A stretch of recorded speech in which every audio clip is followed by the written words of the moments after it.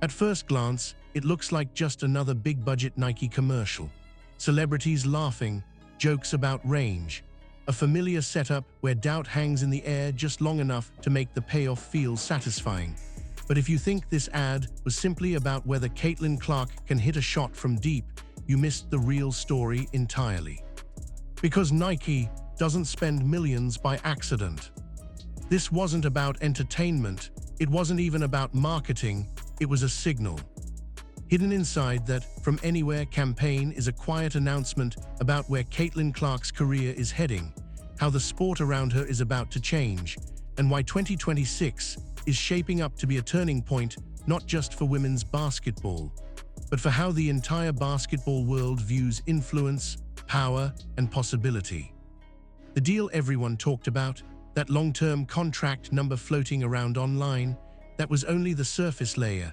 What's unfolding behind the scenes is far bigger, far more intentional, and far more disruptive than most people realize. Nike isn't betting on a hot streak, they're building around a future. And here's the part that makes this moment different. This isn't a story about hype being pushed onto an athlete. It's about an athlete who forced the industry to catch up.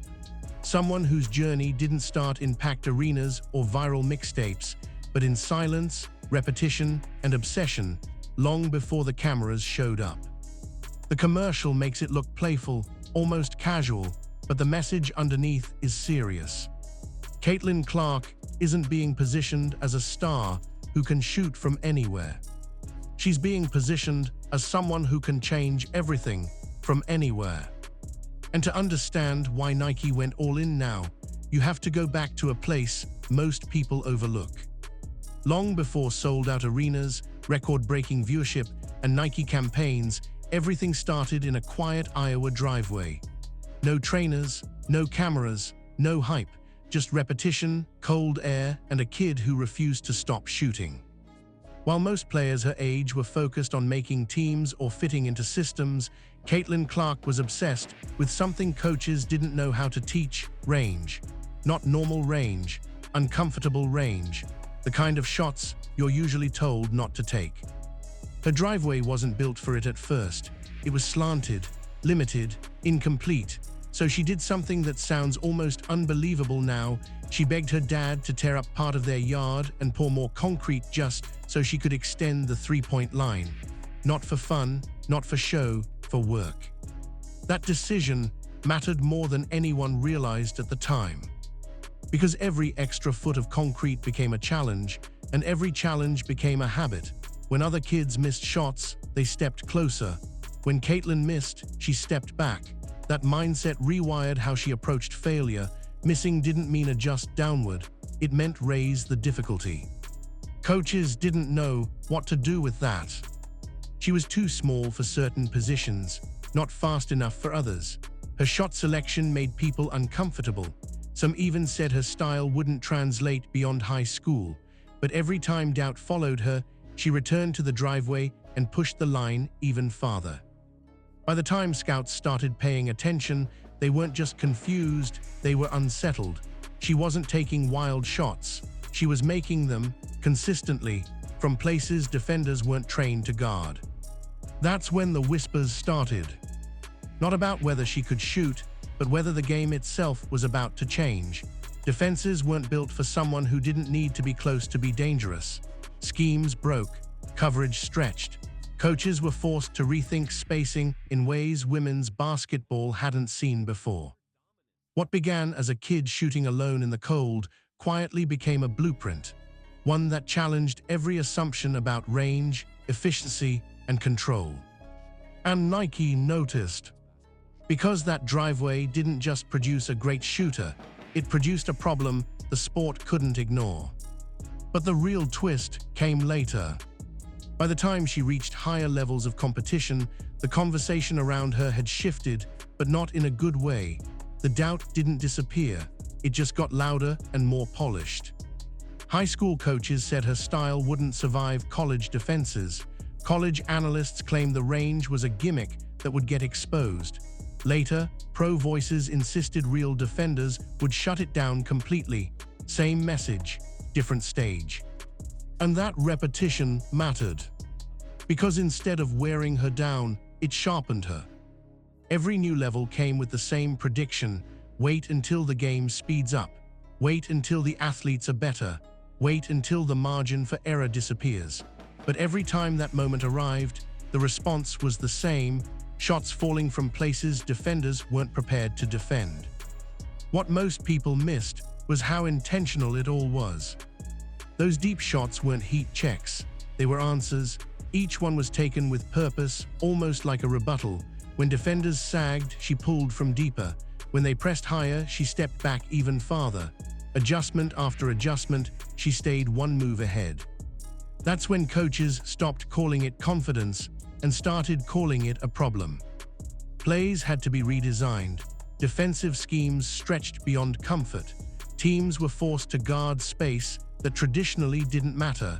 It wasn't just about stopping one player anymore, it was about protecting the geometry of the court. And that mental edge showed up everywhere. Missed shots didn't spiral into hesitation, they triggered aggression. Tough stretches didn't lead to safer decisions, they led to bolder ones. Where most players protect percentages, she attacked disbelief. That's what separated her.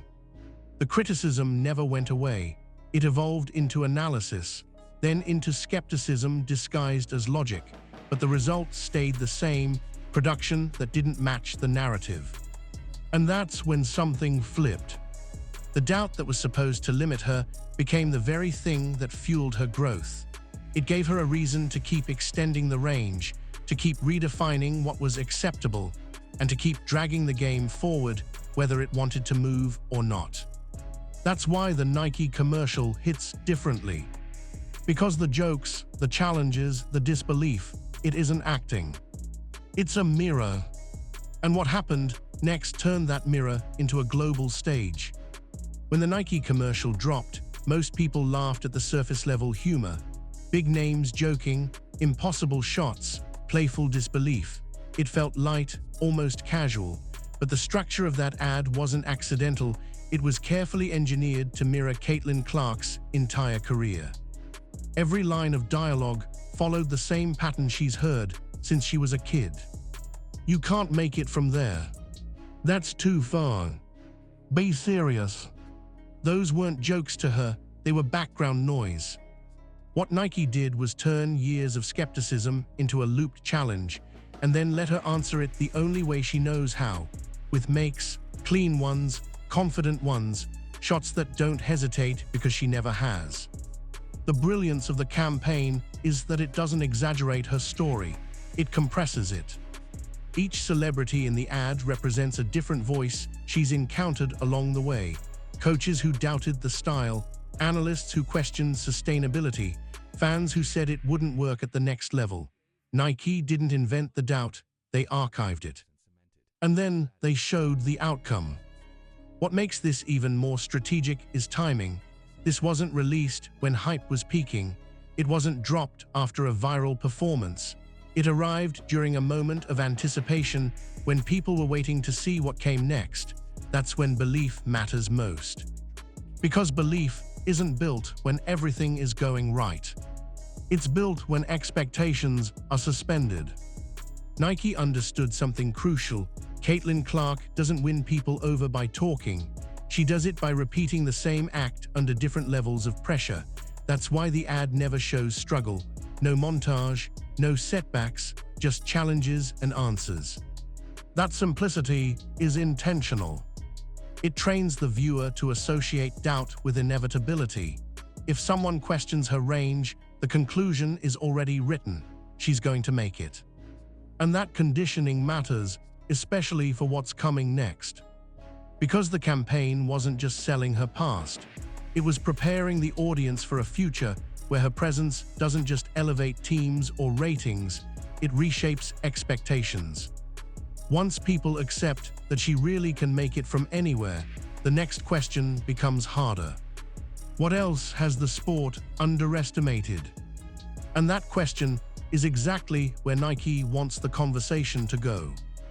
At a certain point, the conversation stopped being about shots altogether.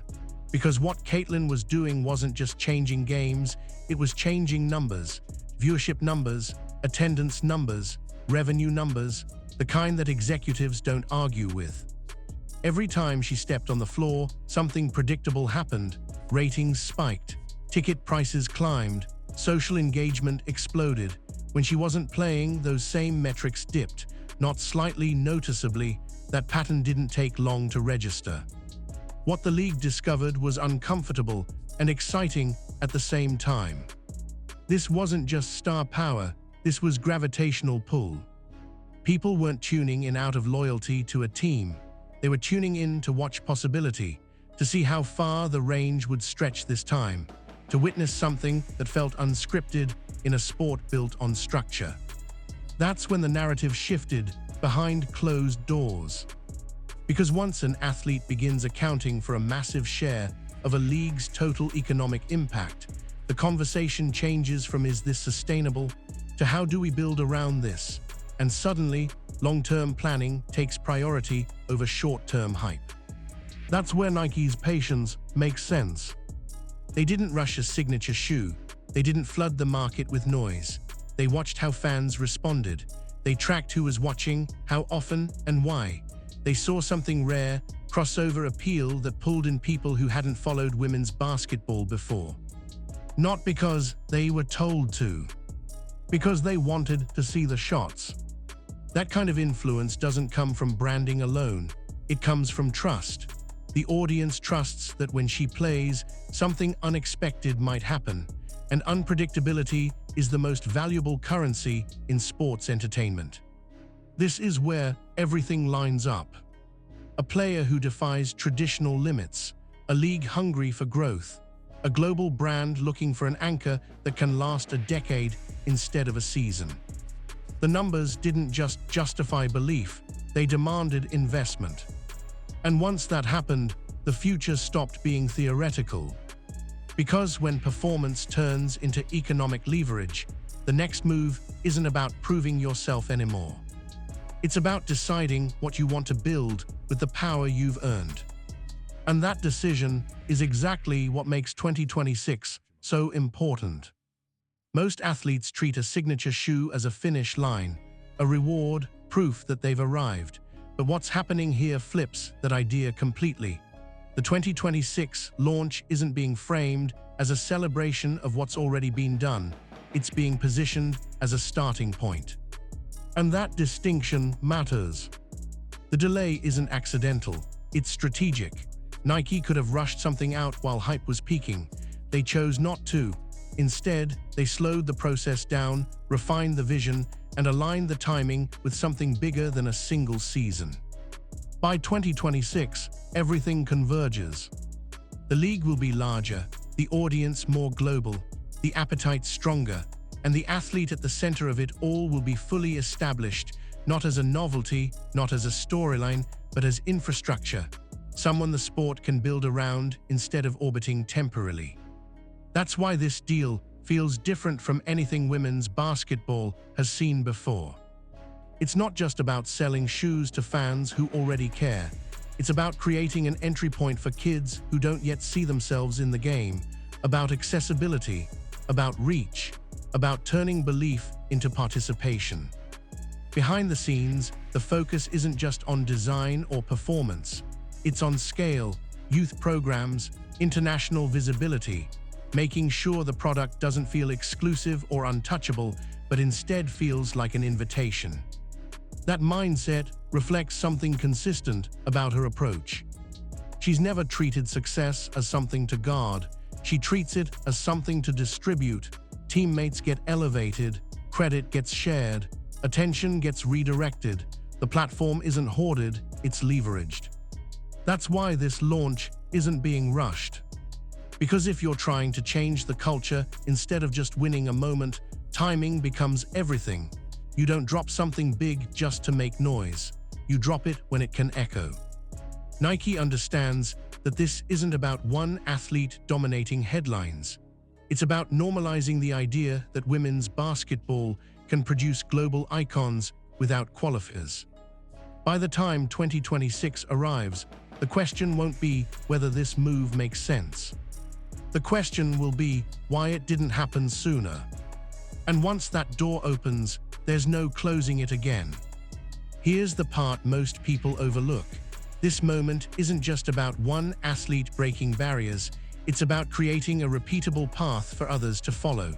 What's being built right now is a blueprint, and blueprints outlive individuals. For decades, women's basketball stars were treated as exceptions, talented, respected, but isolated. Each one carried the weight of being the example, without the infrastructure to turn individual success into lasting momentum. That's what makes this different. This time, the success isn't being sealed off at the top. The visibility is being converted into access. The attention is being redirected toward youth systems, grassroots programs, and international expansion. Instead of asking young players to wait for permission, the message is simpler: start shooting where you are. That idea from anywhere isn't really about distance, it's about entry points. You don't need the perfect gym, you don't need the perfect body type, you don't need the traditional stamp of approval. You need reps, belief, and the willingness to keep going when the game tells you to scale back. That's why this resonates beyond basketball. Parents see it as possibility, kids see it as permission, coaches see it as evolution, and brands see it as longevity. When all of those align, the impact multiplies. What's being normalized right now is something the sport has needed for a long time: women's basketball as a global product, not a niche interest, as something that doesn't require explanation or comparison to be valuable. And once that shift happens, the economics follow naturally. More kids playing means deeper talent pools. Deeper talent pools mean better competition. Better competition means better entertainment. And better entertainment means sustained investment. It's a cycle that feeds itself if someone is willing to spark it. That's why this moment feels heavier than a campaign or a contract. It's a handoff. From a generation that fought to be seen to a generation that expects to be heard. From proving legitimacy to defining standards. From asking "can this work?" to asking "how far can it go?" The driveway mattered, the shots mattered, the deal matters. But what matters most is what happens next, when the kids watching right now decide to step back instead of stepping in. Because once belief spreads, the game doesn't go back to the way it was. For a long time, greatness in basketball followed a familiar script. Accolades, rings, stats, legacy debates built around comparison. But what's happening here suggests the definition is quietly expanding, and that might be the most disruptive part of all. Because this story isn't just about what happens on the court anymore. Greatness is starting to be measured by reach, by who you bring with you, by how many doors open because you existed at the right moment and chose to push instead of settle. That's why this moment feels different from past breakthroughs. This isn't someone fighting for a seat at the table. This is someone rearranging the room. The influence doesn't end at highlights or box scores. It shows up in empty driveways filling with kids shooting after dark, in boys and girls copying release points instead of questioning whether they're supposed to, in fans who never watched women's basketball suddenly knowing schedules, rosters, and rivalries. That kind of impact can't be faked, it can't be bought, and it can't be sustained unless the foundation is real. That's where the years of doubt matter. The missed shots, the criticism, the constant moving of the goalposts, all of it created someone who didn't just learn how to succeed, but how to carry success responsibly. Someone who understands that visibility is temporary unless it's anchored to something bigger. And that's why this doesn't feel like a peak. It feels like alignment. The athlete, the league, the brand, the audience, all meeting at a point where belief has momentum behind it, where success doesn't need justification, where the next generation doesn't ask if they belong, but where they'll start shooting from. That shift changes everything. Because once greatness includes inspiration as a metric, the conversation widens. It stops being about comparison and starts being about contribution. about how much further the game travels because of you. That's what this moment represents. Not a campaign, not a contract, not even a comeback season, but a redefinition of what it means to matter in sports. And once that definition changes, there's no going back to the old one. When you strip away the celebrities, the marketing, the headlines, and the numbers, what's left is something much simpler and much more powerful. From Anywhere was never really about how far a basketball could travel through the air. It was about how far belief could travel. From a cold Iowa driveway to sold-out arenas, from doubt whispered by coaches to confidence broadcast globally, from being told to scale it back to being trusted to push the game forward.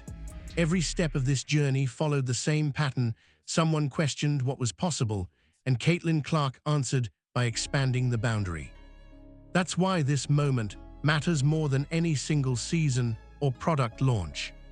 Because what's being built isn't temporary hype, it's infrastructure, a mindset that tells young players they don't have to wait for permission, that they don't have to look a certain way, come from a certain place, or play the game the right way to belong. The 2026 launch isn't a victory lap, it's a signal flare. It tells the next generation that the ceiling has moved, that women's basketball doesn't need to borrow attention, it can command it. That global influence isn't reserved for a select few, but earned through consistency, courage, and an unwillingness to shrink when challenged. And the most important part, this story doesn't end with Caitlin. It multiplies through the kids who take one step farther back after missing a shot, through the players who stop apologizing for ambition, through the fans who stop treating women's basketball as a side conversation and start treating it as essential viewing. That's how real change works, quiet at first, then undeniable. Years from now, people won't remember every stat line or headline. They'll remember the shift, the moment when the game stopped asking players to fit inside its limits and started expanding to meet them. From Anywhere wasn't a slogan. It was a promise. And now that promise is out in the world, the only question left is how far it goes next.